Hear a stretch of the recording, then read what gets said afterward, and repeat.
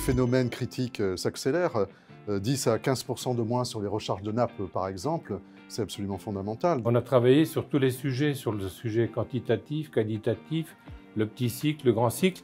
L'objectif, c'est de simplifier peut-être un petit peu les choses à travers le rapport qu'on a fait. Puis vous savez que le Sénat, c'est quand même le représentant à la fois des collectivités, mais aussi des territoires.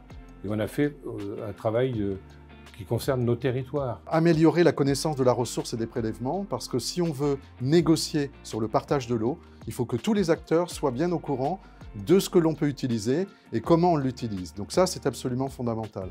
Améliorer bien sûr la gouvernance, mais améliorer aussi les stratégies territoriales pour que la politique de l'eau soit gérée à tous les niveaux, du grand bassin versant jusqu'au plus petit des territoires, en essayant en même temps d'améliorer les politiques publiques d'accompagnement à la fois des communautés de communes, des métropoles, des départements et des régions. Sur 53 propositions, il faut en tenir quelques-unes. La médiation par les comités de bassin où il y a des problématiques de partage de l'eau, de conflits d'usage, de faire en sorte qu'il y ait un médiateur qui serait le comité de bassin. Et si le comité de bassin, toutefois, n'arrive pas à trouver une solution dans la médiation, ce serait le comité national de l'eau, le CNE, qui prendrait le relais au niveau national pour trouver une solution. On parle beaucoup d'évaporation importante.